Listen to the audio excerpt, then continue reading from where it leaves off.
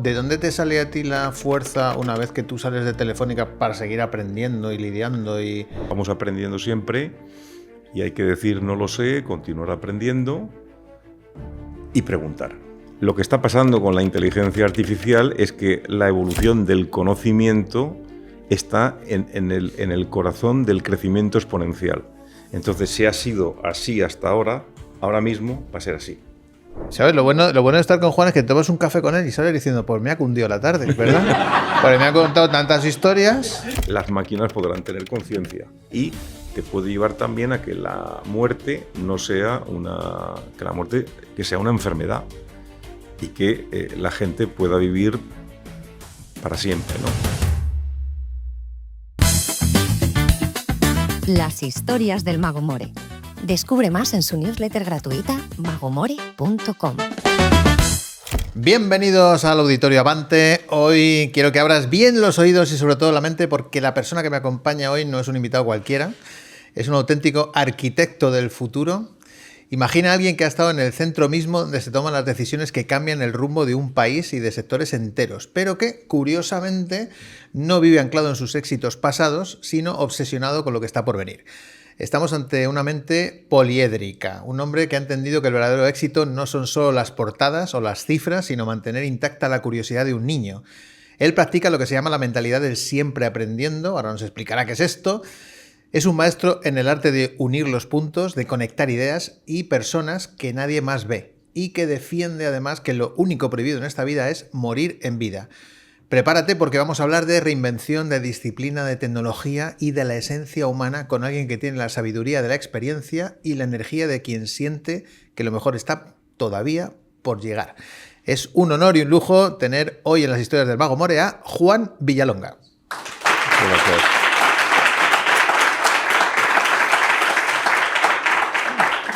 Gracias Juan, por tu presentación, pero yo cada vez creo que sé menos, ¿no?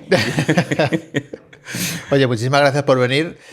Nos conocemos hace muy poquito tiempo personalmente, porque yo había oído hablar de ti muchas veces y de repente un día con un amigo común que se llama Alejandro Golcostegui me invitó y me dijo, tienes que venir, que viene gente interesantísima, viene Juan Villalonga y tal.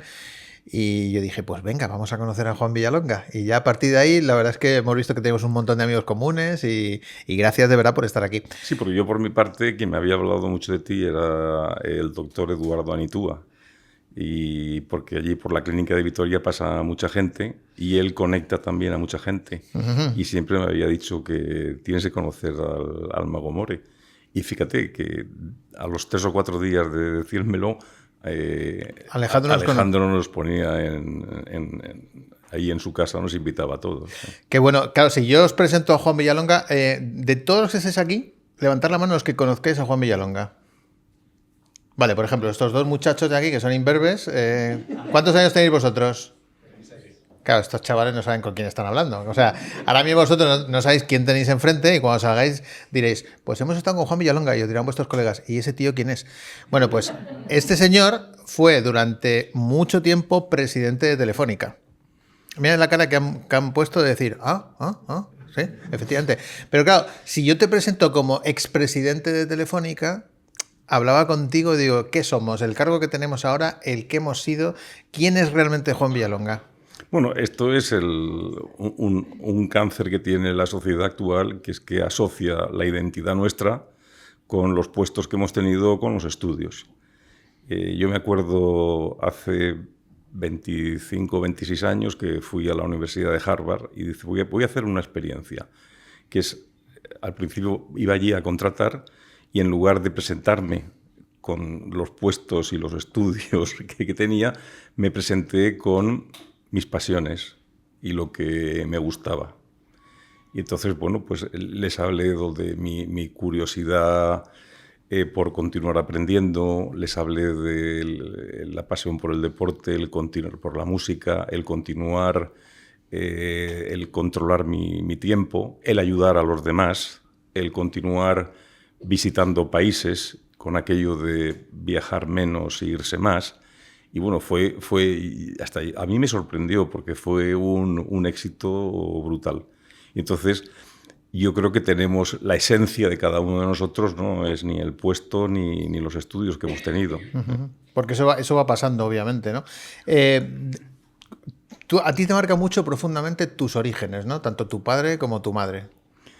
Claro, o sea, y además yo creo que esto le pasa a mucha gente que hay en la vida y el día que fallece tu madre, pues es un antes y un después. Porque yo no estaría aquí si no hubiera tenido los padres que tuve y sobre todo la madre, porque ella realmente fue la que me exigía y la que no podían entrar unas malas notas y bueno, es la que... mis padres fueron los que me inculcaron estos valores, ¿no? Mi madre era una obsesionada que siempre decía, mujer muy generosa, que decía que la verdadera felicidad te viene por el dar, ¿no? Y por el ser generoso. Y eso, bueno, pues... bueno, de hecho, yo cada vez que me encuentro a la hora de tomar decisiones personales o profesionales, siempre me pregunto qué haría mi madre en esta situación, ¿no? Y esto, la verdad, es que me ayuda mucho, ¿eh? O sea, que decisiones posteriores que tú tomaste en Telefónica, estabas ahí en la junta de accionistas y tú decías, ¿qué haría mi madre? Entonces tú te callabas allí. Bueno, es que, escúchame, las cosas en la vida no son ni blancas ni negras, hay muchos grises, ¿no? Uh-huh. Y entonces yo siempre he sido partidario y le incito a la gente a que pregunte. Uh-huh. O sea, la gente no quiere... O sea, me viene a la cabeza ahora un inciso. Cuando hablamos de mi identidad, es muy importante que yo percibo la información y los datos externos de manera distinta a mucha gente. O sea, yo pertenezco a un grupo de los neurodivergentes, porque yo tengo el déficit de atención. O sea, yo estudié ICADE y luego hice el máster del IES y... tuve un evento que me invitaron en el IES y me presentó, después de 20 años de salir del IES, me presentó el profesor Pedro Nueno. ¿Que fue profesor mío también? Pues fíjate que este dice, no, mira, Juan Villalonga, lo que dijo la manera como me presentó, que dijo, se sentaba siempre al final y entonces estábamos discutiendo un caso, porque el máster del IES, igual que la mayor parte de los másters, se fundamentan en el estudio de un caso. Y entonces teníamos una discusión muy interesante entre los distintos miembros y Juan levantaba la mano y salía con una cosa que no tenía nada que ver con lo que estábamos hablando, pero que decía, y se lo agradezco, que decía, pero que era muy interesante, ¿no? Entonces, o sea, que estaban discutiendo el caso de Fruterías Pepe y tú estabas pensando en Walt Disney. No, tú hacías la asociación de lo que estaban hablando de la frutería, podría funcionar también para una pescadería. Y entonces el tío que está ahí a la pescadería podía beneficiarse de una lección que estábamos sacando en la frutería. Y entonces eso ha tenido y continúa teniendo un impacto muy importante en mi vida, ¿no? Porque es una fuente de felicidad tremenda la creatividad. El mezclar de un lado para el otro, ¿verdad? Y el venir con... No, yo no sé por qué ocurre, pero de repente... aparte de la importancia que tienen en la vida los hijos, tengo un hijo que tiene ya 48 años, que tenía una serie de dudas en su negocio y le digo, mira, voy a pasar el fin de semana en París, vente conmigo y te dedico el fin de semana entero. Entonces, vamos paseando por la calle, me presenta me habla de una serie de ideas y me hace preguntas y de repente se me encendió la bombilla y entonces... La bombilla se me encendió, os lo cuento. Él quiere lanzar, tiene un negocio de compra y venta de oro y está incorporando también joyería y ahora va a lanzar una línea de relojes y entonces yo le dije, mira, lo que tienes que hacer es que los relojes tienen que ser series limitadas, o sea, crear la escasez. Cada reloj tiene que tener un número de serie y además, mira... Pero esto se me ocurrió en la calle, que es decirle, el nombre que le vas a poner a esta nueva iniciativa son los 12 apóstoles. Entonces, cada reloj va a tener el nombre de un apóstol, va a tener el número de serie y vas a tener el Judas. Y vas a tener los nombres de los 12 apóstoles. Entonces, toda esta actividad a mí me da una grandísima felicidad. Y claro... Si tú, porque yo creo que es un error para toda la gente el retirarse. la gente de compañeros míos, que yo tengo 72 años, y la mayor parte de la gente de mi quinta están todos retirados. Entonces yo lo que veo es que la gente que se retira se va al hoyo. Entonces, pero claro, si tú no te quieres retirar, vivimos en un cuerpo. Entonces, de ahí viene la necesidad de ocuparte de tu cuerpo. Porque si tú no tienes energía y no tienes movimiento y no tienes flexibilidad y no puedes moverte, pues no vas a poder hacer todas las cosas que quieres. Bueno, perdona, me he ido otra vez No. por la esto, pero bueno, es que me vienen... o sea, me vienen las ideas una detrás de otra. Estoy ¿no? aquí, ¿sabes por qué tengo yo un folio? Porque tú vas hablando, se me ocurren a mí 1000 ideas y luego digo, vamos a volver, porque si no, la gente que nos estáis viendo, vosotros a vuestra bola, de echar para adelante, para atrás, pero nosotros vamos a estar aquí a nuestro ritmo. Estamos hablando de tus padres. Tu padre estuvo en el mismo trabajo toda su vida. Sí, mi padre era un hombre que no era nada ambicioso. Era un hombre dedicado a sus hijos y luego a sus nietos y murió de auxiliar administrativo. Yo me acuerdo que 6 meses antes de morirse le dije yo, pero papá, ¿necesitas algo? ¿Necesitas un coche? ¿Necesitas alguna cosa? Y me dijo, pero Juan, si yo soy millonario, yo no necesito nada. Y mi padre se murió con 70, 80 mil euros en la cuenta corriente. Mi madre era todo lo contrario. Mi madre venía de un pueblecito de la provincia de Alicante, de Monóvar. Es muy divertido porque tenía un padre que era un fenómeno, que creó una empresa de jabones y luego se metió en empresas de curtidos y le ofrecieron ser alcalde de Monóvar, y esto es muy bueno, porque dijo, ¿sabes por qué no quiso ser alcalde? ¿Por qué? Por la pena que le daría el dejar de serlo. Y entonces mi padre cuando se casa... espera que lo reflexione, porque esto ha sido buenísimo. O sea... Mi padre y mi madre se casan en Valencia y se vinieron a vivir a Madrid. Y yo me acuerdo cuando yo empiezo a ir al Bernabéu con mi padre cuando tenía yo 6 años y le digo, oye, la verdad no te puedes imaginar lo que te agradezco, que vinieras con mamá a Madrid, porque si no hubiera venido yo sería ahora del Valencia. Pero sí, y luego me acuerdo también, claro, generación de posguerra, y yo me acuerdo que le pedí un día a mi madre que por qué no me hacía una tortilla para cenar y me dijo que los huevos eran los lunes y los jueves. Era en aquella época en la que en las familias se aprovechaba lo que se cocinaba, las sobras pues se aprovechaban para el día siguiente. Uh-huh. Y tu madre era muy emprendedora, ¿no? Porque tú has cogido el carácter de tu madre, sí, claramente. Mi madre le encantaba también aprender. O sea, mi madre era, por ejemplo... que iba a una casa y le gustaba, por ejemplo, la vajilla que veía, ¿no? Y entonces, cuando no se daban cuenta, los que le estaban invitando, le daba la vuelta al plato para ver de dónde venía, dónde había que comprar ese plato, ¿no? Uh-huh. O sea, esa curiosidad permanente de aprender, y luego muy, muy, muy, muy exigente. Tremendamente exigente. Y luego, creo que esto te lo he comentado alguna vez porque ha tenido un impacto en mi vida grande. Pero esto me viene de hace solamente 4 años. Tenía yo 68 años. Que aprendí a través de una persona, amigo, el por qué yo no abrazaba a mis hijos. Entonces era porque mi madre, que me quería con locura, o sea, es lo que yo llamo el amor incondicional. O sea, el único amor incondicional que existe es el de una madre. La gente se equivoca cuando cree que hay amores incondicionales que no vienen de la madre. Pero mi madre no me abrazó.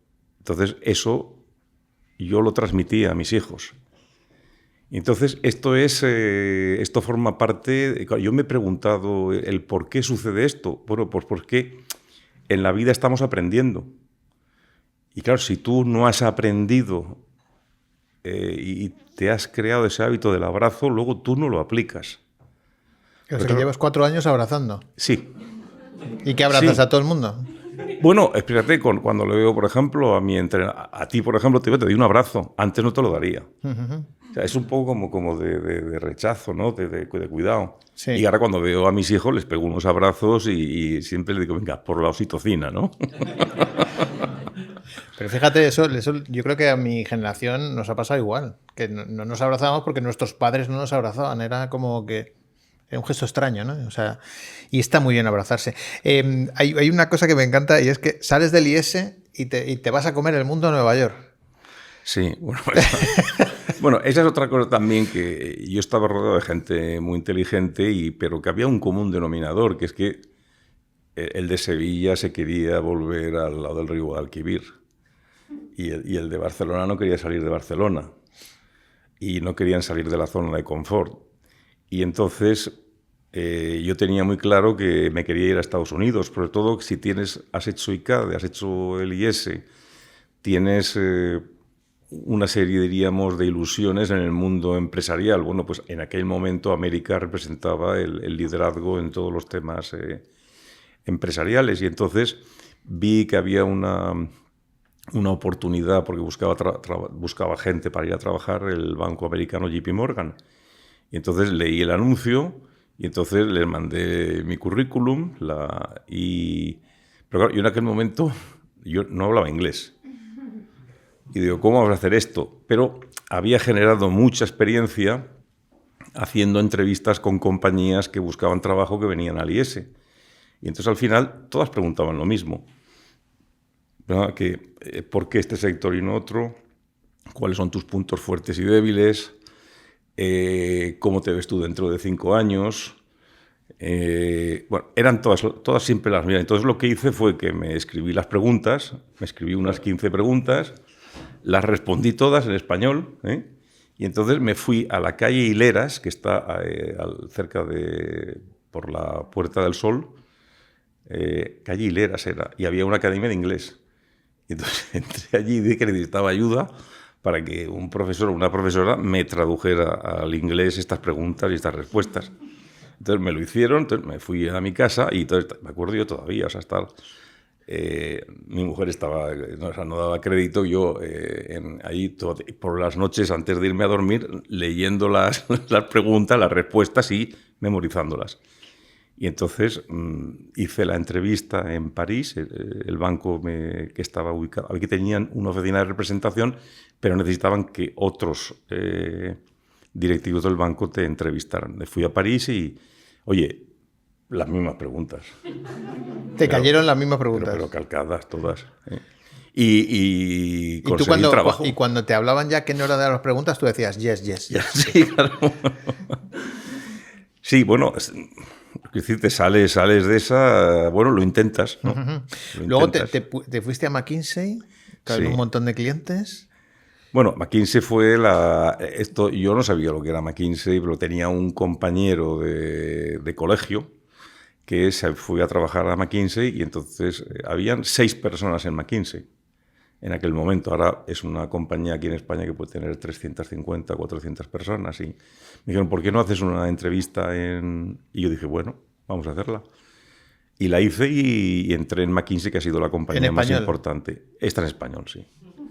Bueno, ya sabía ya el inglés, pero estas fueron en su mayoría. Y fui el 7. El 7. Y las preguntas las mismas que en inglés, ¿no? Las preguntas continúan siendo que por qué la consultoría y que por cómo te ves dentro de 5 años y tus puntos fuertes y débiles. Y tú llegaste y dijiste, ¿qué queréis, en español o en inglés?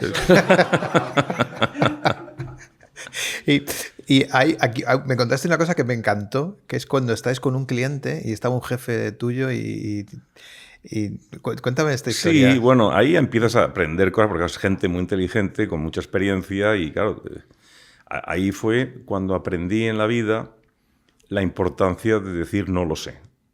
O sea, no sabéis lo que a la gente le cuesta el decir no lo sé. Porque es por el ego, por el mantener la posición, ¿cómo voy a decir yo la debilidad que me hagan una pregunta y que digo que no lo sé, ¿no? Y entonces era un trabajo con el Banco de España y iba con el responsable de banca de toda Europa de McKinsey, teníamos una reunión con el gobernador del Banco de España y hace una pregunta y, oye, para mí era Dios, era el máximo responsable de banca, y dice, no lo sé. Y le dice, pero dentro de 2 o 3 días le voy a mandar la respuesta. Y esto, a partir de ahí, yo debía tener 26 años o 27, a partir de ahí lo he hecho continuamente en mi vida. Y esto tiene un impacto brutal. Y tiene un impacto brutal porque, primero de todo, es que es verdad que no lo sabes, pero lo importante no es saber, es saber dónde encuentras la respuesta. Y dice, oye, no lo sé, pero dentro de 2 o 3 días también voy a preguntar y te voy a dar la respuesta esa. Y bueno, eso tuvo un impacto brutal. Y luego me acuerdo que a los 2 días de haber entrado en la compañía teníamos una reunión de 7, 8 personas. Yo era el más junior, con gente además de fuera, y el más senior, que era un alemán senior. Estábamos discutiendo de un problema y ¿sabéis cómo empieza la reunión? Me pide la opinión. Claro, esto para mí tuvo un impacto también brutal. ¿Por qué? Porque es que tenemos que pedir la opinión a los jóvenes. Entonces yo por eso, cuando estaba liderando Telefónica, una de las iniciativas que tuve fue identificar a los jóvenes y pedirles también continuamente, porque si no pierdes el sentido de la realidad. Porque las cosas ocurren tan rápido que la opinión que pueden tener los jóvenes es distinta de la opinión que puede tener gente diríamos, ya más madura. Pero bueno, yo creo que eso es, vamos aprendiendo siempre y hay que decir no lo sé, continuar aprendiendo y preguntar. Me imagino que imagínate, o sea, me estoy imaginando la escena, el alemán senior a un chaval pipiolo de 26 años diciendo, ¿tú qué opinas de esto? Y yo me imagino tu respuesta. I don't know. No, pero ten en cuenta una cosa, claro. yo me imagino que te pasaría a ti también igual. Cuando tú tenías 26 o 27, te crees que lo sabes todo. Y te crees que estás con... Y además vemos cosas que están haciendo los mayores que sabemos que no son correctas o que desconocen parte de la realidad o que están desconectados. Y entonces esto es lo que queremos que no nos pase. Hay un problema de ego brutal que yo detecto constantemente en las empresas y te voy a contar lo que me pasa habitualmente, ¿no? Tú llegas y te dicen los chavales jóvenes, es que estos no tienen ni idea, es que no sé qué, es que no sé cuántos. Pero luego hablas con la gente senior y te dice, es que los chavales jóvenes es que no se enteran de nada, es que no sé qué. Y yo siempre digo, en vez de estar luchando, hay que juntar las canas con las ganas. Claro. Porque es mucho más potente. O sea, en el momento en el que tú te comes tu ego, dejas de mirar tu ombligo y de repente dices, oiga, este señor está aquí, lleva 40 años en la compañía, igual sabe un poquito.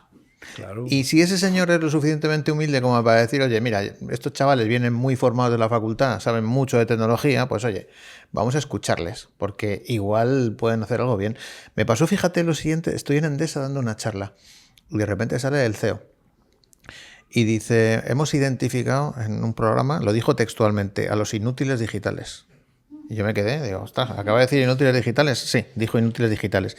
Y acto seguido dijo, y yo soy uno de ellos. Y dije, wow, adoro a este tío. Y dice, y he cogido un becario en Cádiz, recuerdo perfectamente, para que me enseñe. Y yo dije, ya está explicado el programa. O sea, lo que está diciendo es, vamos a juntar las canas con las ganas. Claro, también me imagino yo la cara del becario diciendo, oye, que soy tu CEO, que me tienes que enseñar un poco esto de las nuevas tecnologías. Pero me pareció muy inteligente por su parte. Claro, porque además, ¿sabes lo que pasa? Que eso está también ligado a intentar cambiar la cultura de la compañía. O sea, yo aparte de todas las cosas que, por ejemplo, que tienes que hacer en una organización cuando ves dónde está y dónde la quieres llevar y tienes que tener una visión, pero siempre, casi siempre, va acompañado de un cambio de cultura. Y a veces, imagínate, te pongo como ejemplo, si tú lo que quieres es que la gente sea más emprendedora, la gente tiene que acostumbrarse a cometer errores. O sea, la gente hoy le tiene pánico a cometer un error. Pánico, la gente quiere continuar cobrando, la gente no quiere cometer errores. Y entonces, ¿qué haces? Cuando vas a reuniones, tú cuentas el error que acabas de cometer. Para que vean que el que está al frente de la organización también comete errores. Pero entonces dices, aquí estamos aprendiendo también de los errores que cometemos. Pero ojo, no lo cometamos 2 veces. Porque en el momento en que cometemos el error 2 veces, significa que no estamos aprendiendo. Llegas a Telefónica, claro, tú no estabas preparado para ser presidente de Telefónica. ¿Cómo No, es eso? O sea, cuando estoy preparado es ahora. Ahora Antes, sí. sí, Pero antes no. Cuando tú llegas a Telefónica, tú ni te imaginabas, ¿no?, que tú ibas a ser presidente de Telefónica. No, ni idea. Y ahí otra vez utilicé al principio, como yo tenía la confianza en mí mismo. O sea, el tema es muy importante en la vida, el autoestima. O sea, igual cuando nos encontramos con gente, hay que establecer la línea de buena persona, mala persona, generoso o no generoso. Y hay otra línea que es si tiene autoestima o no autoestima. Tenía mucha confianza en mí mismo, sabía preguntar, pero de las telecomunicaciones sabía muy poquito. Y entonces lo que me hice, me lancé al mundo y me fui a Stanford, al MIT, a Harvard, a Columbia, a hablar con los profesores que más sabían de telecomunicaciones. Me fui a hablar con los bancos de inversiones y les decía, no me mandéis con el responsable de España. Quiero hablar con la persona que más sabe de telecomunicaciones en vuestra organización. Pero lo hice también con las agencias de publicidad que trabajan con las empresas de telecomunicaciones, decirme los creativos que están trabajando con las empresas de telecomunicación. Y de ahí salieron las ideas, al principio, las más importantes. Hay que preguntar y hay que escuchar. Y claro, tú ahí te diste cuenta del mercado que tenías por delante, ¿no? Claro, bueno, una de las lecciones que saqué allí, que es obvio, me dicen que el valor de una compañía está correlacionado directamente con el tamaño del mercado. Que significa que si Deutsche Telekom tiene más valor que France Telecom. ¿Por qué? Porque Alemania tiene más habitantes que Francia. Y France Telecom valía más que Telecom Italia porque tiene más habitantes Francia que Italia. Y yo dije, bueno, pues oye, mi mercado no es España. Mi mercado es el mundo de habla hispana con 450 millones y además le vamos a añadir a Brasil, Portuñol. Y entonces yo ya me lancé y dije, vamos a ser una de las 3 compañías más importantes del mundo. ¿Por qué? Porque tenemos un mercado doméstico, entre paréntesis, impresionante. Y entonces esta idea fue absolutamente fundamental en el lanzamiento de nuestro proyecto. Claro, podríamos estar aquí hablando de todas las cosas que se hicieron en Telefónica, claro, que dan para mucho, pero quiero que me cuentes lo de las famosas stock options. Si se puede contar. Claro que se puede contar. Esto es muy sencillo. Telefónica en aquel momento el Estado tenía como un 17 o un 18% de participación. Entonces, uno de los mandatos era la privatización de la compañía. Entonces, al poco tiempo, iniciamos el proceso de privatización de la compañía, que significa que ese 17% hay que colocarlo en inversores institucionales. Y entonces les cuentas la historia a los inversores, les dices dónde estás hoy, hacia dónde quieres ir, por qué es bueno invertir. Y entonces los inversores lo que te piden es que los directivos de la compañía, y cuantos más mejor, tengan programas en el que se alineen los directivos con los accionistas. Eso es un programa de incentivos. Y esto se estableció un programa de stock options, fuimos a un bufete de abogados, que recuerdo que era Uría, y fuimos también a un banco de inversión y diseñaron un sistema de incentivos que era muy conservador. Lo que pasa es que fuimos víctimas de nuestro éxito, porque el programa nuestro estaba basado en que en 3 años se multiplicaba por 2 el valor de la compañía. Pero lo que hicimos fue multiplicarlo por 10. Y entonces, claro, las cantidades que nos tenían que pagar eran muy elevadas. Y bueno, lo que en otros países se hubiera aceptado muy bien, aquí pues esto fue difícil de digerir y sobre todo que estos pagos no vienen de la compañía, sino que vienen del valor creado. Del valor creado, claro. Aquí se gana si ganan todos. Entonces, en una situación en la que ganaban, yo me comprometí con los sindicatos a que la compañía cada año tendría más empleados. Y esto lo cumplimos. Y claro, los inversores, imaginaros unos inversores que pasan de ganar 10 veces lo que tenían invertido, a mí me paraba gente en la calle dándome las gracias porque gracias a las acciones de Telefónica habían podido dar estudios a sus hijos. Pero bueno, este es un país complicado, se politizó el tema. Entonces tuve un enfrentamiento con el presidente del gobierno que me pidieron que renunciara a mi programa y al de todos los empleados. Yo dije que no había hecho nada malo y que yo no renunciaba. Y alguno de los accionistas a mí me ofreció decir, oye, lo de siempre, o sea, oye, renuncia, di que sí y te lo pagamos por fuera. Y entonces yo me negué a esto, o sea, siempre me he negado a hacer cosas de este tipo y entonces salí de la compañía. O sea, que ya había golferío en aquella época. Bueno, hay siempre, ¿no? Siempre ha habido, claro. Siempre, claro. Claro, y tú te vas con el trabajo bien hecho y con la pasta debajo del brazo.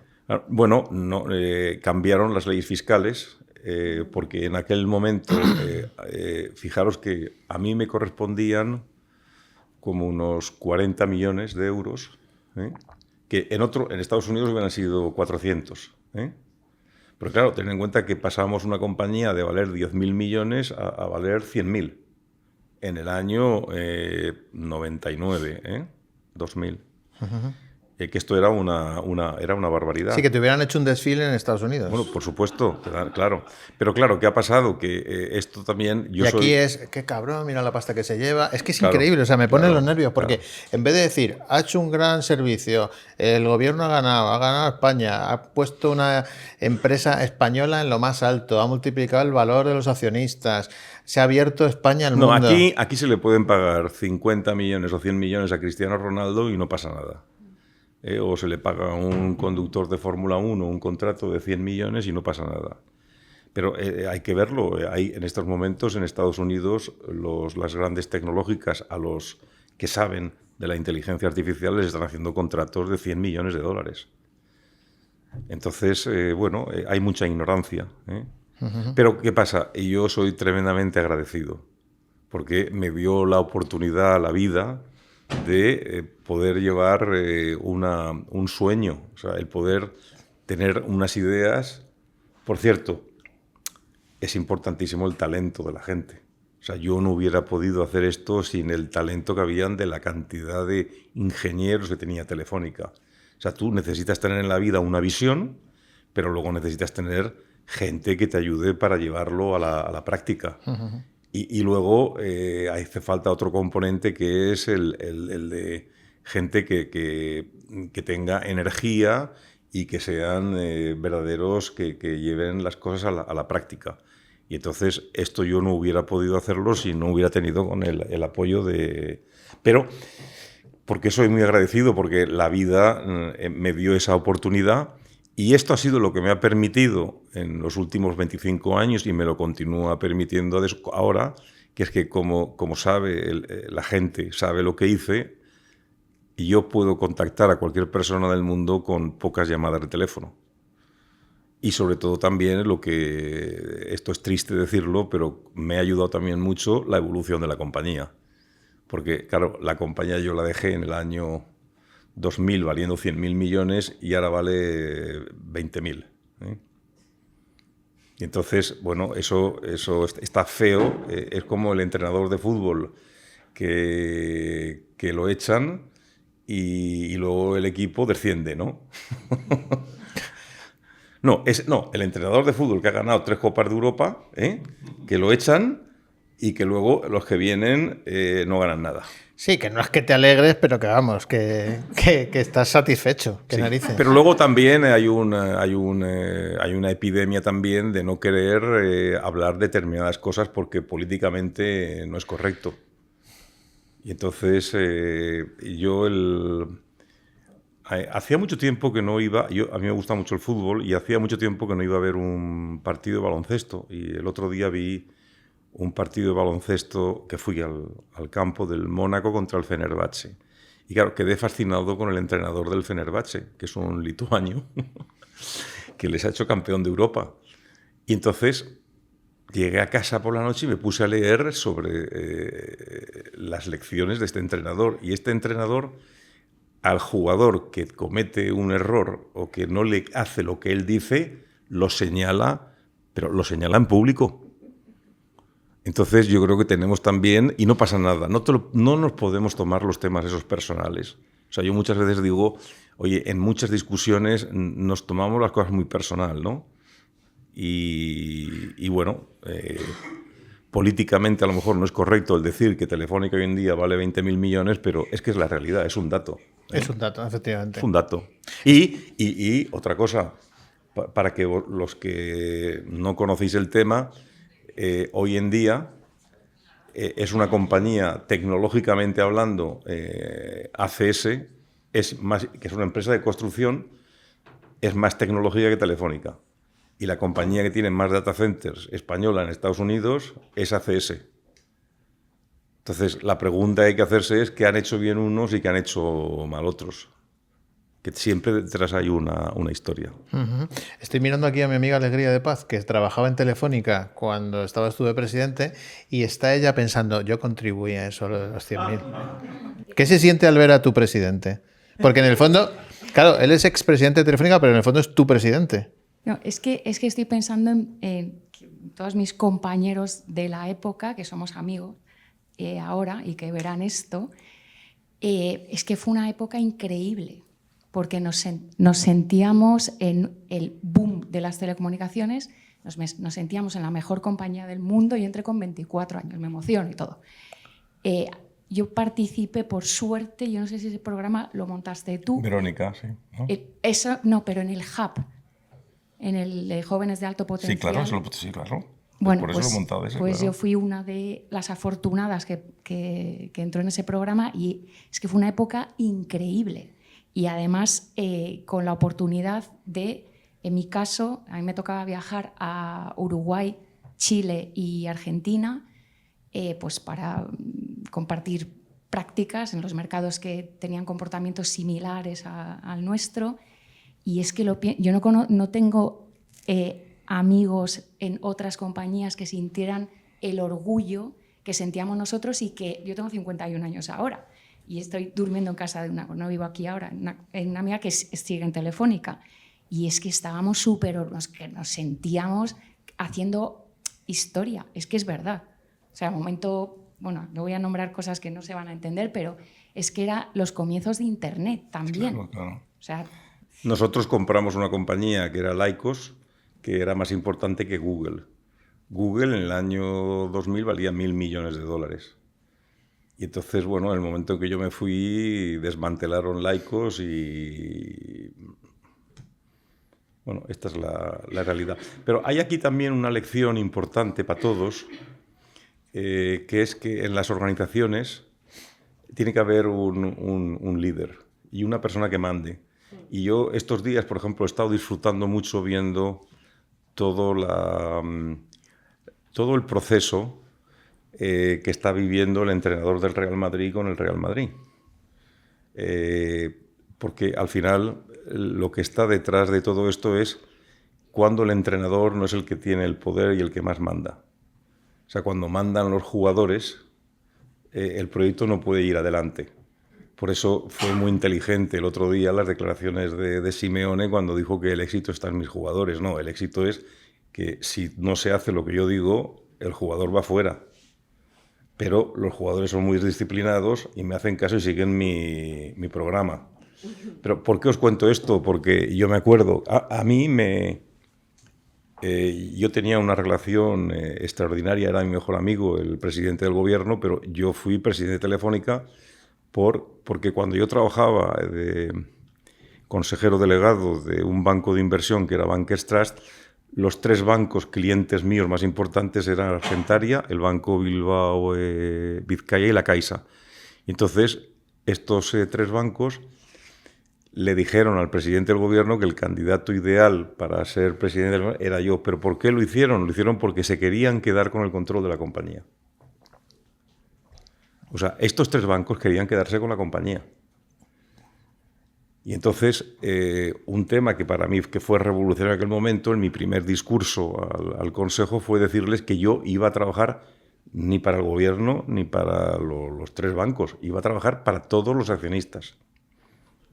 Y aquí viene una reunión que la estoy viviendo ahora mismo, es como la estoy representando, que está 2 presidentes de estos bancos en la sede del banco en Madrid para la composición del Consejo de Administración. El Consejo de Administración tenía 20 personas y el objetivo que tenían era tener 12 miembros para tener el control absoluto. Entonces, a mí me fichan no por la cabeza que tenía, sino por tener la relación con el presidente del gobierno, y dice que tiene relación con el presidente del gobierno, lo conocemos, nos vamos a hacer amigo de él, ya veremos cómo lo tratamos y nos hacemos con el control de la compañía. Y entonces, en aquella reunión, no pudieron conmigo, porque ellos se quedaron solamente con 2 miembros cada uno, que eran 6 miembros representantes de los bancos, y el resto yo. ¿Pero qué tuve que hacer? Tuve que hacer que en algún momento, como me pusieron contra la pared, dije, llamar al presidente del gobierno. Y claro, yo sabía que no lo iban a llamar. Y el presidente del gobierno, yo no había hablado con él. Yo me voy a poner yo a hablar para decirle, oye, estas cosas no las discutes. Y bueno, gracias a eso, yo hice un consejo de profesionales que por lo que se velaba era por defender los intereses de todos los accionistas.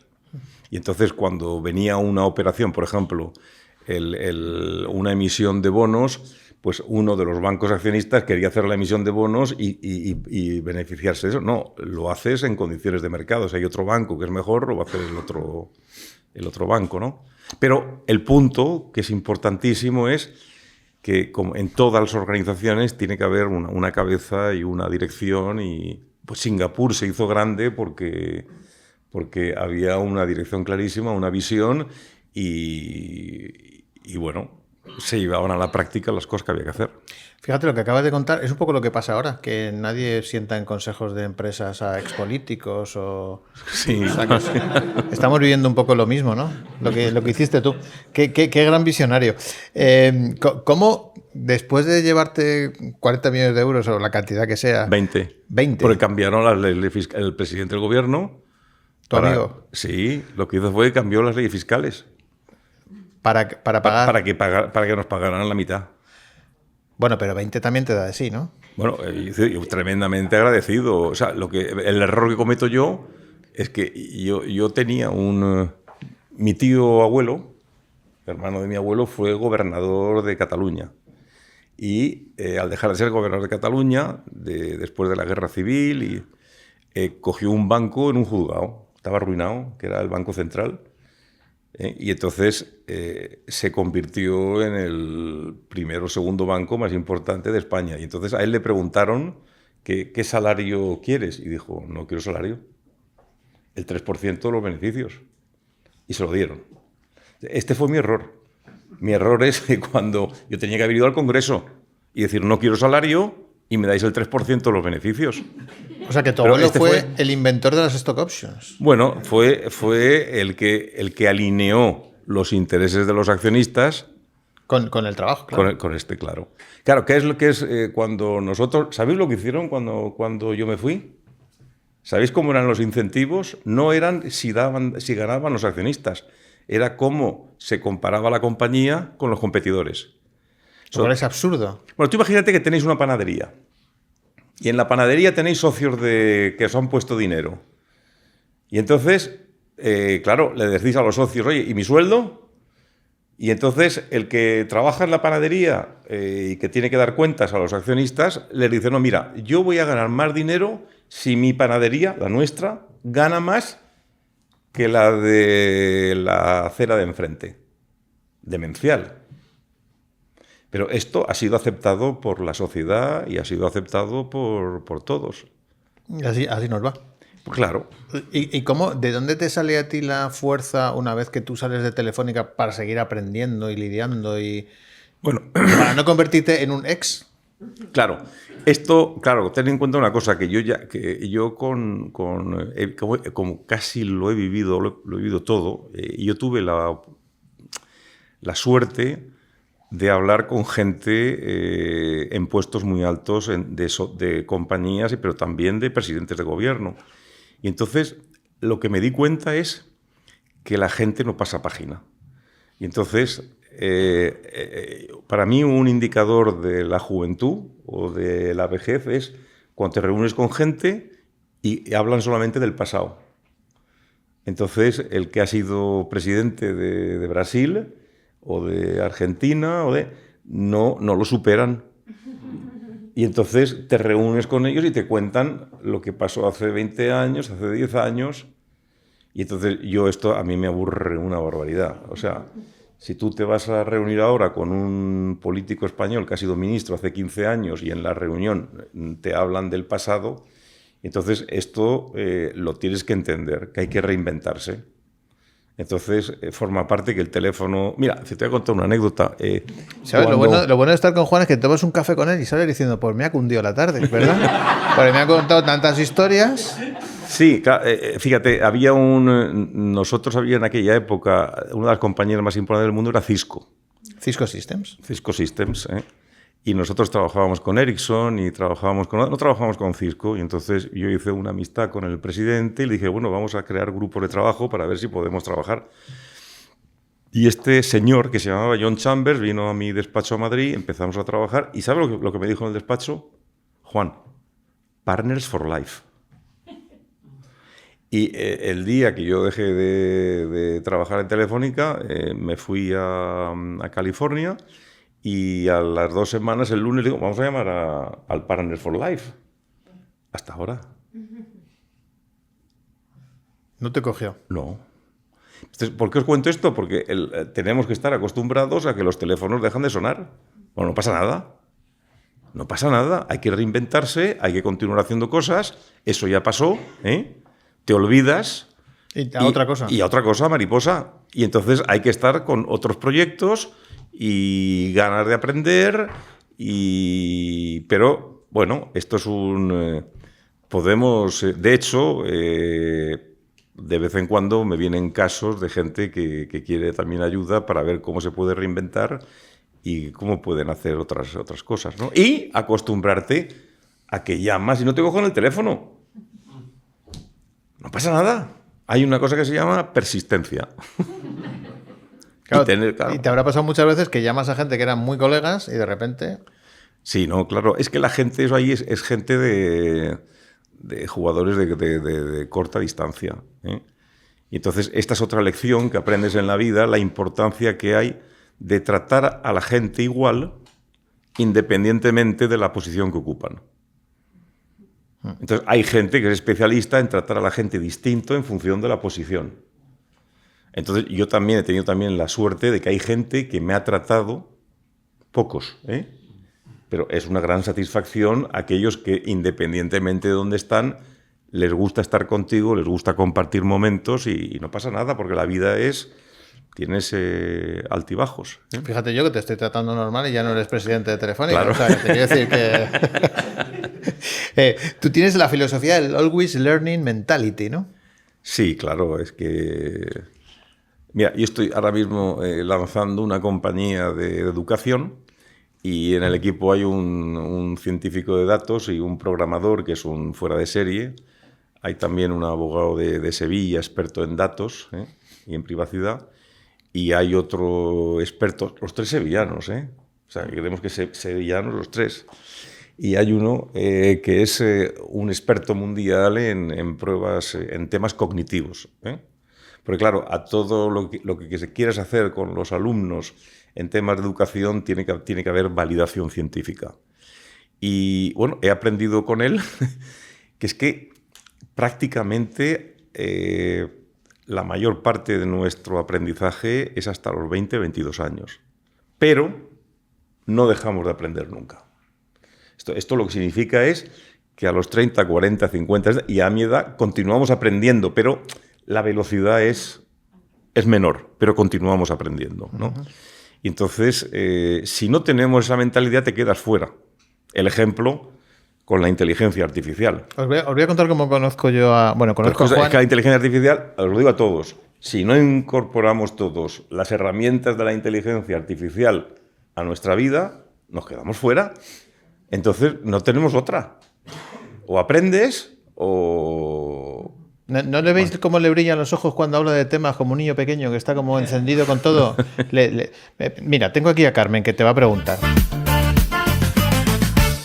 Vamos a ver, Juan.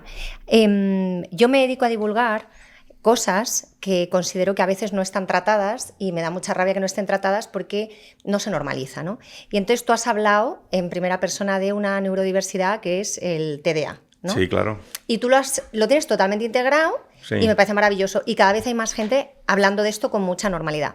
Sin embargo, yo he cogido algunas cosas de tu perfil que... Dime si no te representan. Lo primero es alta persistencia en la tarea, ¿no? Sí, martillo, claro. Pilón. Alto sentido de la justicia. Sí. ¿Vale? Sí. Me enciendo cuando oigo un tema. Claro, sí, claro, alto sentido de la justicia.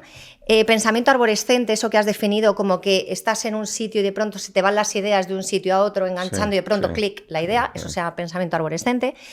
Ansia cognitiva, que es pues que todo el rato tienes que estar aprendiendo, esa curiosidad infinita, ¿no? Que se define. Un día no has aprendido algo, es un día perdido para ti. Esa curiosidad de niño y la creatividad como estrategia constante y permanente. Yo me veo representado ahí también. Claro. Entonces déjame, por favor, que te suplique que cuando hables de ti no lo reduzcas a TDA, porque en realidad tú eres un perfil de... se le llama, bueno, como no quiero ponerme técnica, pero bueno, tienes dos cositas, ¿vale? Alta capacidad intelectual y trastorno de déficit de atención, que en realidad no es déficit de atención, es exceso de atención, es decir, estás atendiendo a tantas cosas a la vez que parece que no estás a ninguna, pero en verdad es porque estás atendiendo de más. Está muy mal puesto el nombre. Si te fijas en el déficit de atención, cuando no hay alta capacidad, es verdad que no das a una, pero un tío como tú, que ha conseguido grandes cosas, es imposible que hubiera sido solo con un déficit de atención. Ahí hay una doble excepcionalidad, que es que tienes dos cositas peculiares, que una te sostiene la otra. O sea, si no tuvieras el déficit de atención, pues serías mucho más convergente, pero no hubieras conseguido darle la vuelta a los sistemas tanto. Eso es gracias a tu dispersión, digamos. Así que hoy, más que a preguntar, he venido a diagnosticar. Sí, bueno. ¿Y por qué nos caímos bien? Porque nuestra mente va en la misma frecuencia. Claro, claro. Entonces tú reconoces a un rarito como tú, inmediatamente. Sí, o sea, yo no sé por qué, por ejemplo, cuando voy a una... Cuando yo tengo 3 divorcios, importantísimos mis hijos, tengo 7, y he cometido 3 errores de selección, pero la gran diríamos, satisfacción son los 7 hijos que tengo de esas 3 relaciones. Y ahora mismo tengo una 4ª relación, no estoy casado, pero cuando yo le acompaño a mi pareja de compras, y yo no sé por qué, que cuando imagínate cuando una señora va a una tienda de ropa y está toda la ropa ahí y se ponen a ver una a una, y a verla y escogen una y la otra. Yo no sé por qué, a mí me lleva 3 segundos. Y entonces le escojo esto y le digo, mira, es que esto lo creo que es lo más bonito. Y se me queda mirando y claro, cuando lo ve que eso lo hago 4 o 5 veces, o cuando voy a una tienda de alfombras, por poneros un ejemplo, las alfombras estas que son... A mí me lleva 10 segundos ver cuál es la alfombra, que es un tema también de... Yo estoy obsesionado con la belleza. Un estendal muy alto y es la también simetría, muy de altas capacidades. Yo, por ejemplo, no puedo... en el tema de las casas soy minimalista. O sea, yo no veréis muebles en mi casa, muy poquito, pero no es que no lo aguanto. ¿Pero sabes por qué te pasa eso? Y cuando estoy en un restaurante, por ejemplo, veo cosas que están desalineadas, me pongo... pero bueno, porque necesitas mucha... Como tu cabeza es bastante caótica, tiene tantos pensamientos girando, si encima hay desorden en el ambiente, te genera mucho estrés, porque ya bastante tienes tú dentro, entonces necesitas que por fuera esté ordenado. Sí, bueno, yo tengo aquí, está una hija mía ahí arriba, cuando yo, por ejemplo, veo las casas de mis hijos, madre mía, escúchame, es que yo no puedo estar ahí 5 minutos. Ella no, ella es ordenada. Pero los otros, tela marinera. Mi casa es que está, pero vamos a ver, desde un orden brutal. O sea, porque si no está ordenada, Bueno, es igual que el tema también de las reuniones. Yo no puedo estar más de 30 minutos en una reunión. O sea, me pongo nervioso. Cuidado, que llevamos ya aquí una hora, More. No, pero hablando de estos... cerrando. Pero aquí yo estoy disfrutando con More y hablando con todos vosotros, y sobre todo que estoy también, todas las cosas que he tenido la grandísima oportunidad de aprender en mi vida, el tratar de transmitir algunas cosas que funcionan, ¿no? Bueno, pues pienso que debe investigar más en este diagnóstico que le dejaba abierto. Estaba pensando una cosa, yo lo del orden no, ahí no... No. Me está mirando mi mujer y me dice, tú lo del orden no, ahí no. Porque tú tienes una mente muy ingeniera, tu mente ya de por sí es muy estructurada, entonces a ti el orden externo te da igual porque no lo necesitas, es que su mente es mucho más creativa, desorganizada. Por eso nada hay que imponerlo, porque tú necesitas ese orden, pero tus hijos pueden vivir felices igual en su caos, cada cerebro necesita lo que necesita. Pero, por ejemplo, mirar, yo tengo apoyo en casa, pero a partir de las 6 de la tarde ya no hay nadie. Entonces, yo tengo una pareja, tiene 2 hijos, uno de 10 años y otro de 13, y como toda familia normal, se cena. A no ser que hagas ayuno intermitente, que yo lo hago de vez en cuando, ¿no? Pero claro, yo al cenar, quiero decirte que hay que recoger. Entonces, esto es un tema muy personal, pero si ellos no recogen, yo recojo todo. O sea, es que yo no puedo ir a las 11 de la noche y ver una cocina en la que no está impoluta. O sea, es que es un drama. Y entonces, como otra cosa que hay que aprender, hay que saber las batallas que quieres hacer. No merece la pena presentar esta batalla. Pero bueno, ¿cómo se dice? No tengo ningún inconveniente en limpiar la cocina. Cero. Claro, porque superar el que se quede mal no puede. Es como unos zapatos desordenados. No, y yo lo que lo digo es, oye, ya veréis vosotros, cuando viváis solos, a ver cómo vais a gestionar este proceso. Bueno, igual no les pasa nada, Juan, a lo mejor. Claro, a mí no me pasa. ¿Ves? Claro, es que... Yo llego a la cocina y la veo desordenada y me voy a la cama, pero tan tranquilo. No tengo ningún problema. O sea, yo creo que en ese sentido soy superior a vosotros. No. Cada cual con sus cositas, Bueno, pero esto nos lleva a otra cosa también, que es el de aceptar a la gente también como es. Y por eso no voy a intentar cambiar cada uno. Y además no es un tema esencial. Pero bueno... Intentar respetar las peculiaridades ajenas y no imponer en exceso las rarezas que tenemos todos. Claro, y no ponerlo esto, porque hay gente que esto puede llevar a un conflicto, y entonces no merece la pena. ¿Ves, cariño? No merece la pena. Pero ojo... Que está mirando a mi mujer, ¿no? ¿Para qué te vas a cabrear conmigo? Es que no merece la pena. Soy como soy y me tienes que aceptar. Lo que sí que tenemos que pedir es que nos respeten como somos. Totalmente. O sea, yo respeto que no queréis limpiar, pero yo lo limpio. No, incluso si quieres venir a mi casa, Juan, sin ningún problema, de verdad, tú quieras. Bueno, pues muchas gracias. Aplauso, por favor, para Juan Sánchez Moreira. Me encanta Carmen porque ve cosas que los demás no vemos, entonces me gusta mucho. Estaba contando cómo estoy un día en la comida con Juan y nos presenta ahí Alejandro a un montón de personas, todas un poco del perfil de Juan, alto directivo, gente muy importante, en fin. Yo iba allí como diciendo, ¿qué pinto yo aquí? Y entonces yo estaba ahí escuchando y se ponen a hablar de IA. Y me dice Juan, bueno, More, ¿tú qué opinas de la IA? Y entonces yo, como tengo mucho amor, les dije, bueno, como veo que no tenéis ni idea de lo que estáis hablando, me atrevo a daros un día, a los que queráis os apuntáis, os doy una clase de IA 3-4 horas para que... ¿Y quién fue la única persona curiosa que me llamó? Juan. Y entonces me citó y recuerdo que llego allí y me presenta a un montón de personas. ¿Quiénes eran estos? Sus hijos. Entonces, me encantó una cosa. Primero, ¿cómo le hablabas a tus hijos? Porque tienes esa misión de querer enseñar o querer dejar ese legado. Y me encantó el cariño con el que los tratabas. O sea, eso, por supuesto, la curiosidad de la IA. Y yo dije, ostras, es que fíjate, es que no hay que perder nunca la capacidad de aprender. 72 años y está como un niño pequeño aprendiendo IA. Encima llama a sus hijos para decir, oye, chicos, vamos a aprender de esto. Y me fascinó. O sea, yo me fui de allí entusiasmado porque digo, qué gran experiencia he tenido. Que, por cierto, yo siempre regalo un curso a mis... ¿Ya has pensado cuál quieres? A ver, ¿quieres el de IA? Luego tengo este, que es de salud extraordinaria. y este que es el curso de tu vida, que es un curso en el que yo cuento todos mis secretos para conseguir las cosas que yo me he propuesto en la vida. Pues el curso de la vida, ¿no? ¿El curso de tu vida te gusta? Sí, claro. Pues el curso de tu vida. Oye, Sí, muy bien, ¿eh? Claro. Buena lección, sí señor, te va a gustar, ya verás. Por cierto, está aquí tu hija, está Andrea ¿Está aquí? aquí. Andrea está allí. ¿Dónde Está estás? allí. Que no te veo. Ah, ¿qué tal? ¿Cómo estás? No te veía. Bueno, Andrea, bueno, voy a hacer publicidad porque como es mi podcast, digo lo que me da la gana. Andrea tiene las mejores tartas y reposterías sin gluten del mundo mundial que se llama Nicolina. O sea que tenéis que... No vais a probar una... Mira, de aquí tengo Alegría, que es celíaca, que dice... Y Carmen igual dice, ¿pero qué me estás contando? Sí, ahí está. Lo mejor del mundo mundial, Nicolina. O sea que ya sabéis. ¿Cómo ves esto de la IA? Y sobre todo, desde el día que nos reunimos y empezaste a ver un poco la IA, creo que te hizo mucho clic el cerebro, ¿no? Claro, es que estoy metido de lleno en el tema ahora de la inteligencia artificial, porque tenemos que estarlo todos, ¿eh?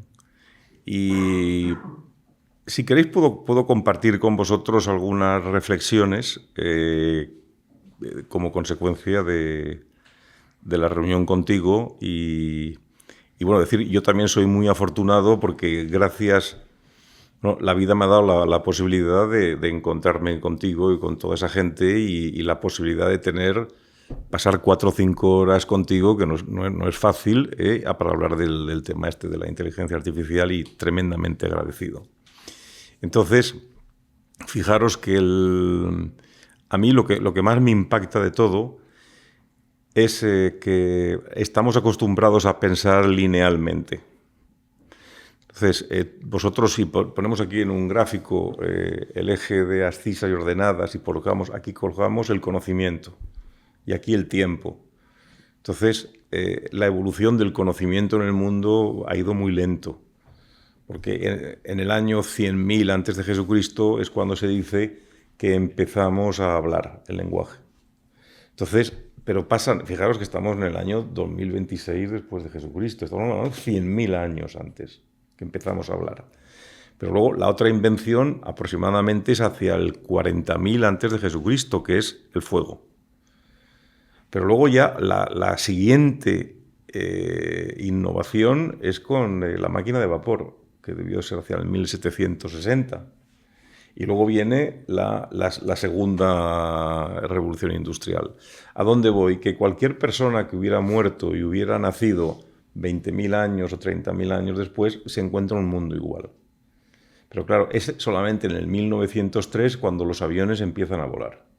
O sea, imaginaros una persona que nació en el 1850, se muere y luego resucita y se ve un avión volar. Bueno, lo que está pasando, nosotros estamos acostumbrados a pensar linealmente. O sea, es muy impresionante cuando, si yo os preguntara cuánto es 2 elevado a la 64, que es el tablero de ajedrez, que ponemos 2 granitos de arroz en un cuadradito, hay 64 y pasamos a 4, 8, 16. Al llegar a la casilla 64 tenemos 18 trillones de granitos de arroz, que son capaces de cubrir de arroz todo el mundo. Entonces, lo que está pasando con la inteligencia artificial es que la evolución del conocimiento está en el corazón del crecimiento exponencial. Entonces, si ha sido así hasta ahora mismo va a ser así. Y no lo podemos ver, porque creemos que va a continuar siendo lineal. Entonces, me puse a leer, después de ver contigo, y entonces descubrí que hay 3 clases de evoluciones de la inteligencia artificial. Una que es la inteligencia que se llama estrecha, que es la en la que estamos viviendo ahora, que la inteligencia artificial, que son, como consecuencia de algoritmos y de programación, que hay unas máquinas que hacen algunas de las labores que hacemos los humanos. Pero es que el siguiente paso es pasar a lo que se llama la inteligencia artificial general. Y esa está al caer. Dicen que son 3, 4 o 5 años, que es cuando las máquinas podrán hacer todo lo que sabemos hacer los humanos. Y tendrán memoria, tendrán capacidad de razonar y podrán tomar decisiones. Porque ahora, con la inteligencia artificial, le preguntamos y nos responde, o nos dice a lo mejor, en función de las películas que hemos visto, cuál es la película que más nos va a gustar, o le tenemos que dar instrucciones Si queremos... Yo estoy en el proceso de crearme 2 agentes, uno para gestionar mi agenda y el tema de emails y WhatsApps que te lo responda la máquina, pero el siguiente paso es que todo lo que un humano hace lo va a poder hacer el robot. Pero ojo, que ahora el siguiente fase será lo que se llama la inteligencia artificial superinteligente. Y esto ya los propios robots se van a autoalimentar y van a ser 10.000 veces más inteligentes que los humanos. Y ahí es donde entra, que es fascinante, el que las máquinas podrán tener conciencia. Y eso te lleva a decir, yo me hago la pregunta, ¿cuándo empezamos a tener conciencia los humanos? Porque esto es lo que nos diferencia de los animales. Y claro, cuando oyes hay gente que dice que puede tener conciencia y te puede llevar también a que la muerte no sea que sea una enfermedad y que la gente pueda vivir para siempre, ¿no? Entonces, esto es una transformación brutal que no somos conscientes del proceso y también de la inmensa suerte que tenemos de estar viviendo este proceso. Para terminar, 2 cosas os quiero decir. Yo, como lo visualizo esto, en el trabajo que a mí me corresponde, cuando creo compañías o cuando gestiono alguna compañía, yo veo que el CEO de la compañía, el consejero delegado es... Y esto se me ocurrió también en un paseo así, no me lo dijo la inteligencia artificial, que es el director de orquesta, y entonces los músicos son los agentes de la inteligencia artificial y los instrumentos son las herramientas de la inteligencia artificial. Todas aquellas 16 o 18 herramientas que tú me mandaste son las que utilizan los agentes para llevar. Y en una organización, por ejemplo, el marketing sería los instrumentos de viento. O la gente de finanzas serían los instrumentos de cuerda. Y necesitamos también los humanos. Que son los que afinan los instrumentos. Que son los que afinan los instrumentos. Y que todas las herramientas estén bien preparadas y que también coordinen a todos los agentes y que todo suene. Entonces, esto es una cosa fascinante porque esto te lleva también a pensar que va a ser importantísimo la figura del director de los recursos humanos. Porque el director de los recursos humanos va a ser también se tiene que unir con el talento del responsable de tecnología. Entonces, por eso estamos en un mundo que o nos adaptamos y aprendemos o las organizaciones te van a comer. Bueno, de hecho, tú dices que la universidad es una pérdida de tiempo. Sí, y ahora... fíjate que para lo que os pueda servir, ahora volvemos a la universidad, algo que yo estoy haciendo ahora es como en todo tipo de trabajo, los 25% mejores con la inteligencia artificial se van a hacer mejores y los 25 peores se van a hacer mucho peor. O sea, si tú tienes en tu compañía vendedores, el 25% de los vendedores se van a hacer mejor y los otros peor. Entonces, ¿qué es lo que yo hago? Es cuando se me presenta un problema o tengo que pensar sobre algo, yo no acudo a la inteligencia artificial. Yo primero intento pensar yo. O cuando tengo que escribir algo, lo escribo yo. Y es después cuando acudo a la inteligencia artificial. Porque una cosa que me pone muy nervioso es cuando estoy discutiendo con alguien y me dice, Juan, yo me encargo de esto y te hago algo. Y sé que no lo ha pensado, ha ido a la inteligencia artificial y me manda el informe de la inteligencia artificial. Pierdo el respeto y no quiero volver a trabajar. Entonces, esta es una cosa, igual que el tema, cuando escribo cosas, acudo luego a editores. Porque hay gente que se gana la vida haciendo con editor. Y entonces, otro tema también, que esto lo sé por los programadores con los que yo trabajo y con los científicos de datos, es que, y lo he visto en alguna reunión en la que yo no soy un experto, pero escucho, es el tremendo problema de los falsos positivos. O sea, tú puedes montar todo un esquema de respuestas con la inteligencia artificial, pero la inteligencia artificial se equivoca. Esto ya lo he visto y entonces yo ya conozco expertos que te ayudan a las organizaciones a resolver ese problema. Fijaros una cosa, que esto es para poner los pelos de punta. Si tú a la inteligencia artificial, tú le das acceso a todos los emails de la compañía, conocen todo, esto está pasando ya, ¿eh? Esto que os voy a contar no es ciencia ficción.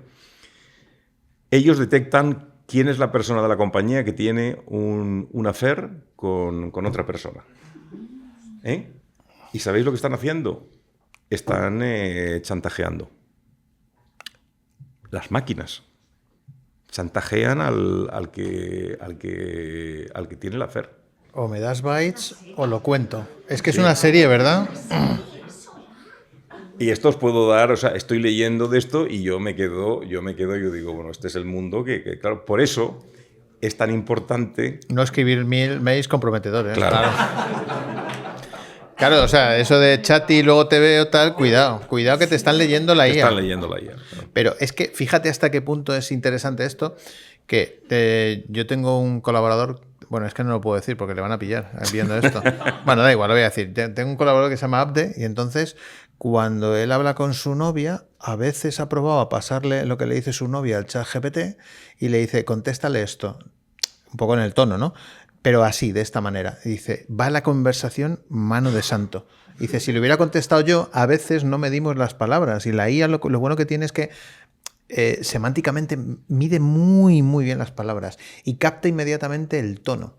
Hasta el punto de que yo puedo leer un texto tuyo, un email o un WhatsApp y le digo, oye, ¿cómo piensa esa persona? Y automáticamente coge tu temperatura. Claro. Es impresionante. Increíble. Yo lo pienso desde el punto de vista positivo. Y son unos pelotas. Absolutamente. Porque te digo, pero siempre digo, muy buena pregunta o muy interesante y digo, vete a la mierda. O sea... Pero porque no has empezado el curso, pero...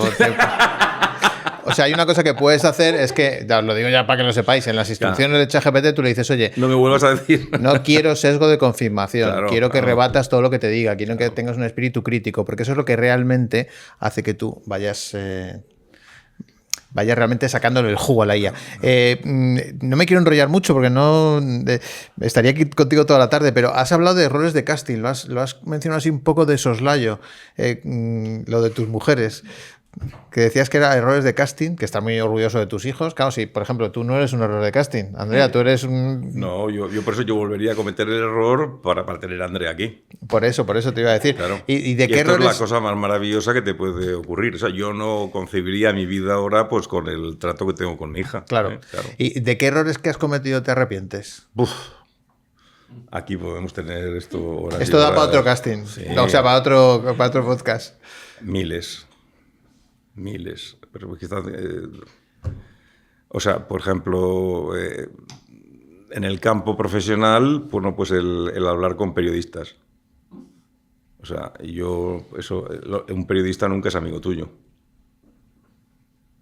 Tú te crees que eres muy listo y que se puede convertir en amigo tuyo, ¿eh? Se hace coleguita y luego te... Claro, y...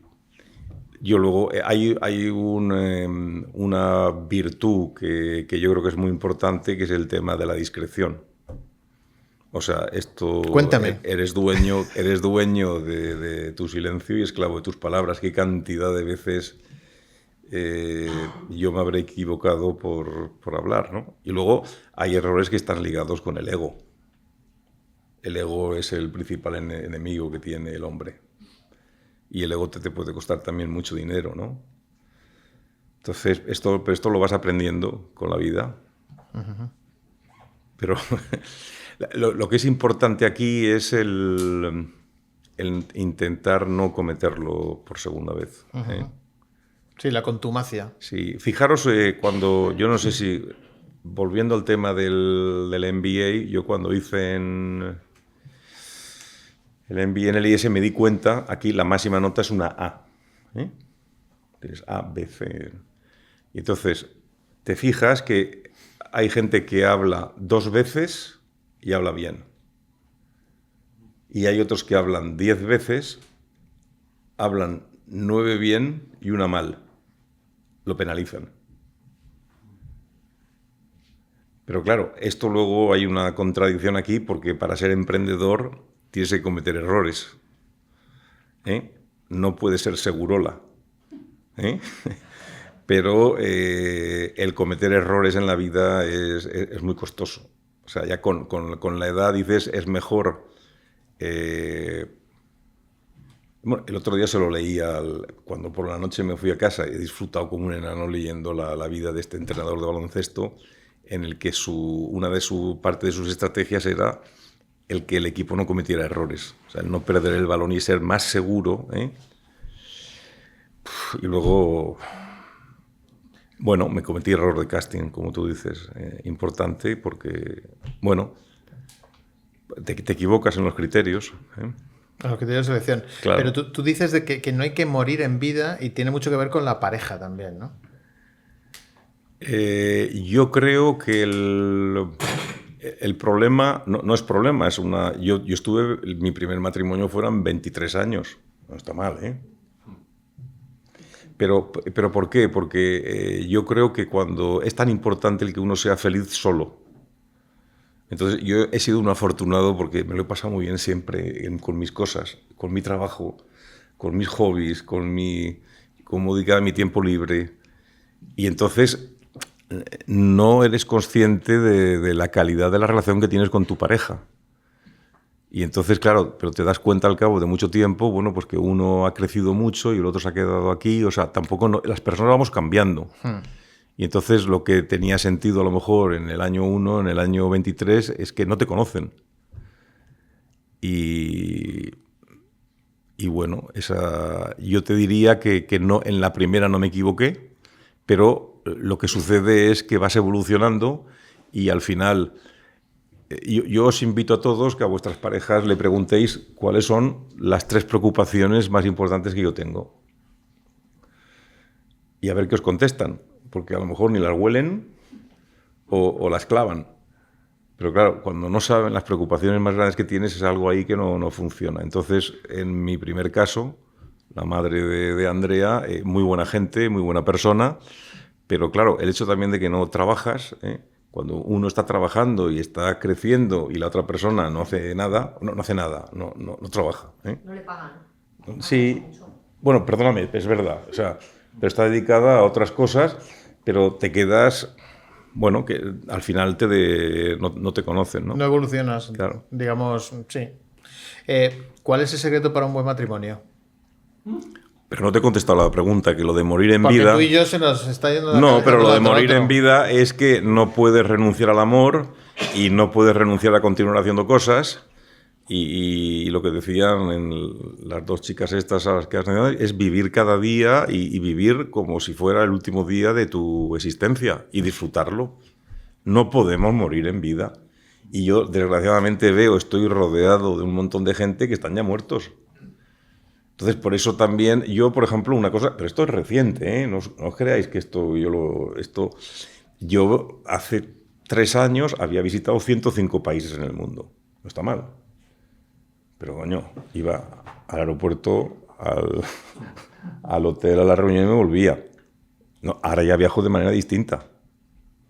Y me meto entre la población y conozco su cultura y hablo con la gente. O sea, es lo de viajar menos e irte más. Es vivir las experiencias de otra manera. Igual que cuando tú dices, cuando eres joven, pues estás buscando la adrenalina. Yo busco ahora menos la adrenalina. O sea, me gusta más la paz y me gusta más las cosas pausadas. Vemos, los peces del mar no se ven con el oleaje, se ven cuando el mar está pausado. De ahí la importancia también del tema de la meditación. Porque vamos a aprender y a conocernos más.